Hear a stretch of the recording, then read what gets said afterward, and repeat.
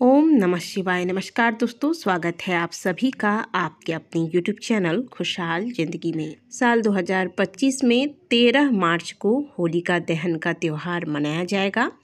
होलिका दहन हिंदू धर्म में बहुत ही महत्वपूर्ण दिन माना गया है। ऐसे में आज के वीडियो में हम होलिका दहन से संबंधित बहुत ही महत्वपूर्ण जानकारियाँ आपको देने वाले हैं। होलिका दहन में होलिका दहन की जो राख होती है इसका बहुत महत्व बताया गया है और होलिका दहन में किए जाने वाले कई उपाय हमने पहले भी अपनी वीडियोस के माध्यम से आपके साथ शेयर किए हैं। लेकिन कोई भी उपाय तभी आपके लिए फलदायी होता है जब इसे आप सही समय पर करते हैं। तो आज के वीडियो में हम जानेंगे कि होलिका दहन पर जो हम होलिका दहन की राख घर पर लेकर आते हैं और इससे कई प्रकार के उपाय करते हैं। तो होलिका दहन की राख को हमें घर कब लेकर आना है और कौन कौन से उपाय हैं जो आप इस राख से कर सकते हैं। सबसे पहले आपको बता दें कि जब हम होलिका दहन की पूजा के लिए जाते हैं, होलिका पूजने जाते हैं, उस स्थान पर किसी विद्वान, किसी आचार्य का होना बहुत आवश्यक होता है, क्योंकि होलिका दहन से पहले होली माता की पूजा की जाती है। आचार्य पुरोहित जहाँ होते हैं वहाँ विधि विधान के साथ मंत्रों सहित होलिका दहन की पूजा की जाती है और ऐसे स्थान पर किए गए होलिका दहन की राख को यदि आप घर पर लेकर आते हैं और फिर इससे कोई उपाय करते हैं तो ही यह उपाय आपको फल दिलाता है। या फिर होलिका दहन की अग्नि में आपको कुछ भी समर्पित करना है तो वो भी आपको उसी स्थान पर जाकर करना चाहिए जहाँ पर आचार्य पुरोहित द्वारा होलिका दहन की पूजा की जाती है। तो होलिका दहन में सबसे पहली तो ये आपको बात ध्यान में रखना है। और दूसरी बात, होलिका दहन में जो भी चीज़ें आप समर्पित करते हैं और आपको होलिका दहन की राख चाहिए, तो इसका मतलब ये नहीं है कि आपने होलिका दहन में सामग्रियां अर्पित की, परिक्रमा लगाएं और आप वहीं खड़े होकर प्रतीक्षा कर रहे हैं कि कब होलिका दहन वाली अग्नि शांत हो और हम राख लेकर घर पर आए। यह सही तरीका नहीं होता है। यह कार्य आपको भूल से भी नहीं करना है। आपको होलिका दहन वाली जो राख है इसे अगले दिन प्रातःकाल जाकर ही लेकर आना चाहिए। जैसे इस बार 13 मार्च को होलिका दहन किया जाएगा, तो अगले दिन 14 मार्च को जिस दिन होली का त्यौहार हम मनाएंगे उसी दिन प्रातःकाल स्नान करने के बाद आप होलिका दहन की राख को इकट्ठा करके प्रातःकाल घर लेकर आएँ।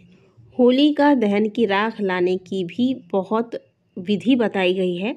सबसे पहले तो जब आप होलिका दहन की पूजा करते हैं उस दिन आपको बहुत शुद्ध होकर, यानी कि स्नान के पश्चात शुद्ध वस्त्र धारण करके जाना चाहिए। जब तक आप होलिका दहन की पूजा नहीं कर लेते तब तक आपको शुद्ध सात्विक भोजन लेना चाहिए और होलिका दहन की पूजा के पश्चात अगले दिन फिर प्रातःकाल स्नान करने के बाद होलिका दहन वाली राख लेने के लिए जाएं।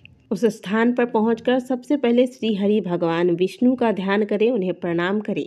जिस भी कार्य के लिए आप इस राख को घर ले जाना चाहते हैं उसमें आपको सफलता मिले, वह कार्य आपका सिद्ध हो, ऐसी प्रार्थना भगवान विष्णु से करें। माता लक्ष्मी का ध्यान करें और भक्त प्रहलाद का ध्यान करके उन्हें भी प्रणाम करें। फिर आप यह राख लेकर घर आएँ। महिलाएं होलिका दहन के दौरान ध्यान रखें कि यदि आप अशुद्ध अवस्था में हैं, यानी कि अगर आपकी मासिक धर्म चल रही है, तो ऐसे में आपको होलिका दहन की अग्नि में कुछ भी नहीं डालना चाहिए, बल्कि होलिका दहन के आसपास भी आपको ऐसी अवस्था में नहीं जाना चाहिए और ना ही आपको होलिका के राख का स्पर्श करना है। कहा जाता है कि यह राख इतनी अधिक पवित्र होती है कि यह आपके जीवन की सभी नकारात्मकता को दूर करने का सामर्थ्य रखता है।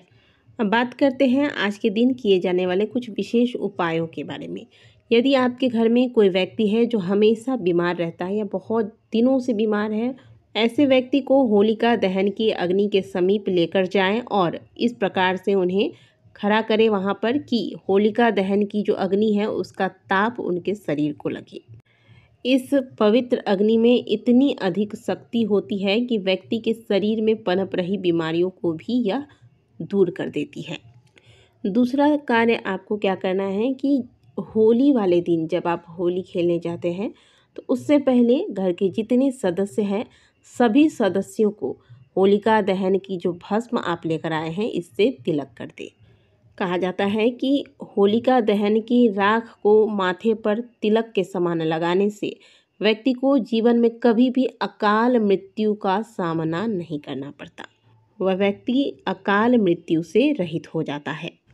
तो दोस्तों, हम सभी को पता है कि होलिका दहन की जो राख है वह कितना महत्वपूर्ण है और हम सभी कहीं ना कहीं इस राख को इसीलिए उठा कर लाते हैं कि इससे कई प्रकार के उपाय हम कर पाएँ और वही उपाय सफल होता है जिसे आप सही विधि से करते हैं। तो आज की वीडियो में मैंने आपको बताया कि होलिका दहन की जो राख है उसे कब लाना है, किस समय लाना है, किस प्रकार से लाना है और इसका क्या उपयोग आपको करना चाहिए।